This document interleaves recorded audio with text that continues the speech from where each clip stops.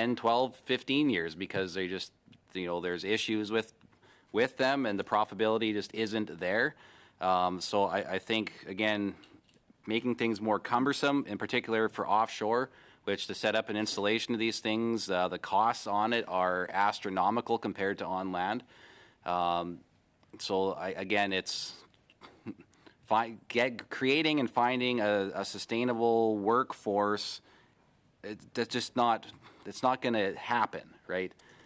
In one particular region of the country, because it's, again, the scalability is, it's not, in the long run, it's not going to be there. It's great that the provinces are looking at doing this, but the reality is trying to get the skilled labor that you need for it is going to require short-term contract workers to come in. Hopefully they come from somewhere else in Canada. That's certainly my hope.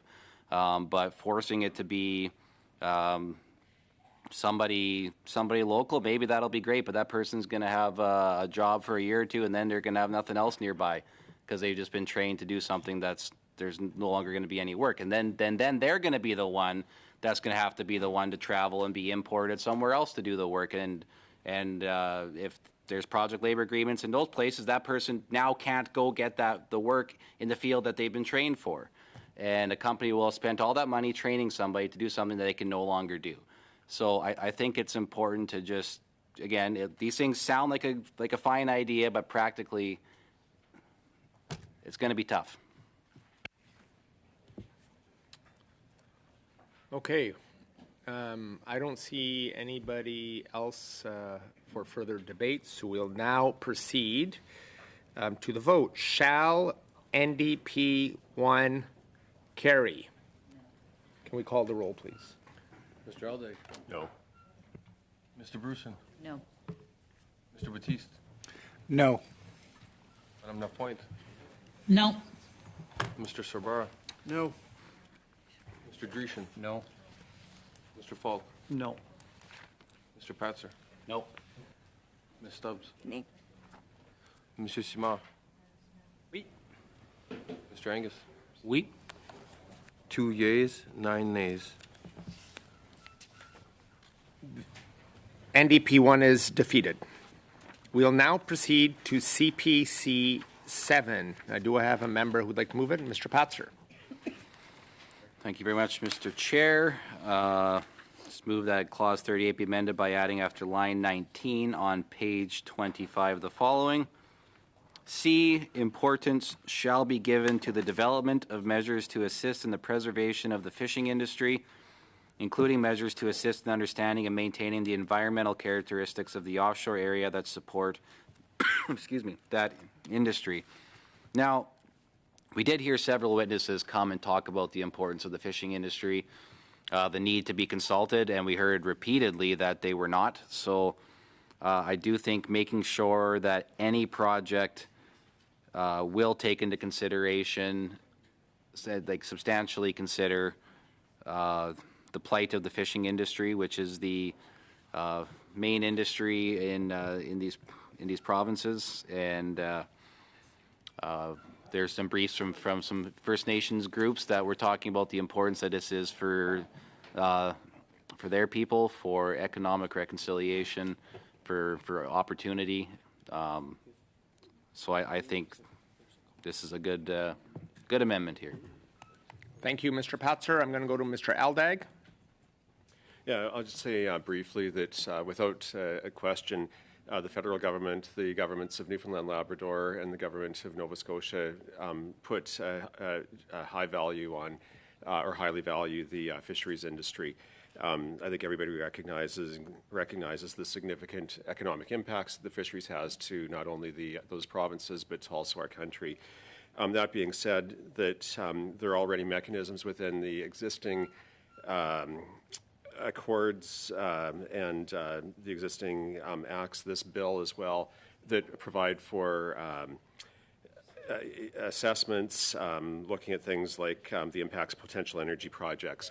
And so I think that this is an unnecessary addition to the legislation, and we will not be supporting it. Thank you, Mr. Aldag. I'll now go to Mr. Angus.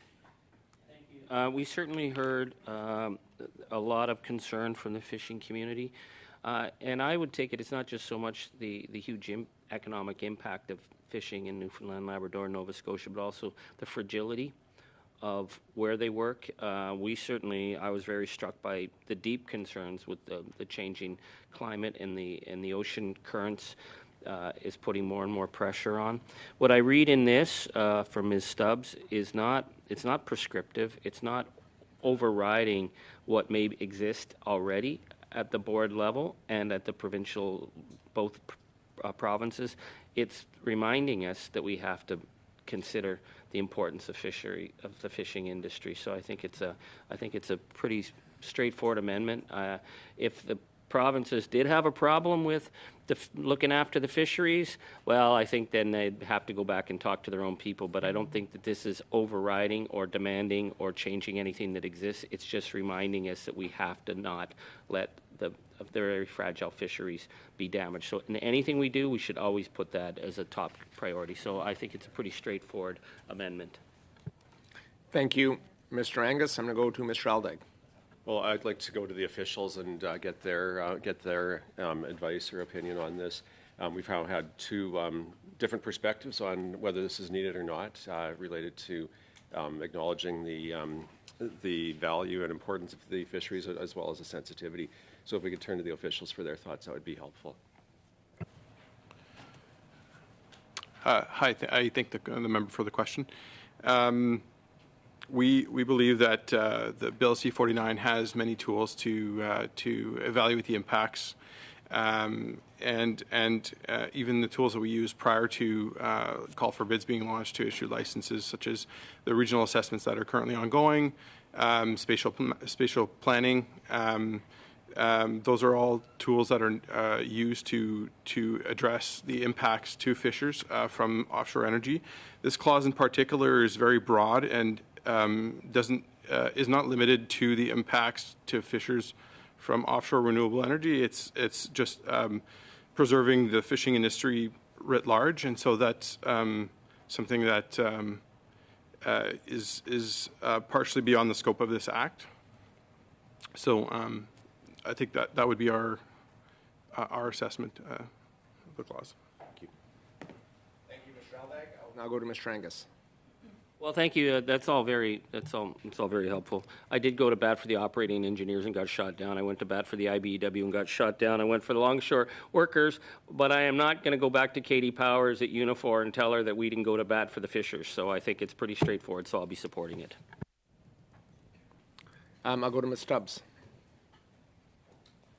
I just want to thank Charlie for your support of this amendment, and I guess to the Liberal MPs, with all due respect for their assurances, I thank the officials, but of course we're here to do our jobs as elected representatives, and this is the place where we need to fix bills and ensure that they achieve the outcomes that we want. I thank Charlie for his support of this very straightforward, common sense amendment that talks both to protecting the livelihoods, the businesses, the generational family investments of fishers and lobstermen in offshore areas, as well as ensuring that in this legislation there is consideration of the cumulative environmental impacts and potentially negative impacts, or at least to ensure that this legislation ensures that those will be mitigated, both for environmental stewardship of sensitive marine and ecological areas, as well as to preserve the livelihoods and businesses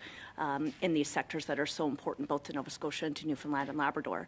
So I thank the officials certainly for their input, but it would, I think, be shocking to the people of Nova Scotia and the people of Newfoundland and Labrador if Liberal MPs in this committee did not support this amendment. Okay. We'll now proceed to the vote. Shall CPC 7 carry? Yes. Call the roll, please. Mr. Aldag. No. Mr. Bruson. No. Mr. Baptiste. No. Madame Lapointe. No. Mr. Sorbera. No. Mr. Dreeshen. Yes. Mr. Falk. Yes. Mr. Patzer. Yes. Ms. Stubbs. Yay. Monsieur Simard. Oui. Mr. Angus. Yes. 6 yeas, 5 nays. CPC 7 carries. Okay. Shall clause 38 as amended carry? That was your warning. Once again, shall clause 38 as amended carry? Call the vote, please. Mr. Aldag? Yes. Ms. DeBrusen? Yes. Mr. Baptiste? Mr. Baptiste? Yes. Madame Lapointe? Oui. Mr. Sorbara? Yes. Mr. Drushin? Yes. Mr. Falk? Yes. Mr. Patzer? Yeah. Ms. Stubbs? Yay. Mr. Simard? No. Mr. Angus? Yes. 10 yeas, 1 nay. Clause 38 carries. There are no amendments submitted to clauses 39 to 46. Do we have unanimous consent to group them for the vote? Okay, shall clauses 39 to 46 carry? Yes. Call the vote, please. Mr. Aldag? Yes. Mr. Brusen? Yes. Mr. Baptiste? Yes. Madame Lapointe? Oui. Mr. Sorbara? Oui. Mr. Drushin? Yes. Mr. Falk? Yep. Mr. Patzer? Yeah. Ms. Stubbs? Yes. Mr. Simard? No. Mr. Angus? Yes. 10 yeas, 1 nay. That's carried. We'll now go to clause 47. G2. Is there a member who would like to move G2? Mr. Brusen. So this is part of a group of amendments that you will see coming forward that would allow for a separate coming into force, of certain clauses in this bill that pertain to the Impact Assessment Act. That would allow for coordination between statutes as we're bringing forward amendments to the Impact Assessment Act this spring. So this motion separates out a provision that cross-references Section 16 of the Impact Assessment Act from other parts of Clause 47. And you'll see there are going to be some similar motions. It's, like I said, part of a group. Thank you, Mr. Brusen. Do I have any other speakers? Mr. Patzer, go ahead.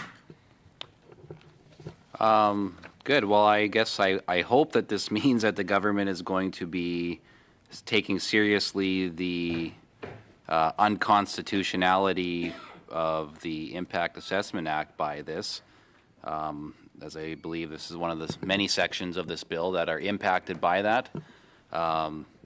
So do you, I guess my only question, maybe this goes to Julie, I don't know, maybe the officials, maybe they're working on this, maybe they know, but what's the, you mentioned spring, but is there a more specific timeline here for when we can realistically see some of these hopeful fixes to the Impact Assessment Act?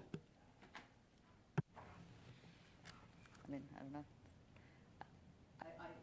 We have a second in command as a legislator. Yeah. So is that question I can directed answer to it. officials? I mean, I can. I don't know. You just said to me, like, I can answer, like, I can say that, spring is going to be upon us soon, and I don't have a specific date that I'll give you, but keep your eyes peeled. It'll be in the spring. Maybe. Okay. Well, hopefully the minister can answer that when we get to hopefully vote on the motion that my colleague did about getting them here for estimates, right? So hopefully at that point the minister can give us an update on it, because I would think that this would be issue number one and 5-alarm fire on getting this dealt with, because it should have been dealt with before this point, I would have thought, right? Because when something's unconstitutional, usually that should be priority number one. Thank you, Mr. Patzer. I'm going to go to Mr. Drushin. Well, thank you, and our witnesses here are from the Justice Department, particularly, I believe, though, associated with environment, but nevertheless, somewhere along the line, they should be the experts to be able to speak to the unconstitutionality of C-69, and that, of course, was the whole issue of it not being dealt with before we're being forced to deal with this here. And so, therefore, the actions that we have at this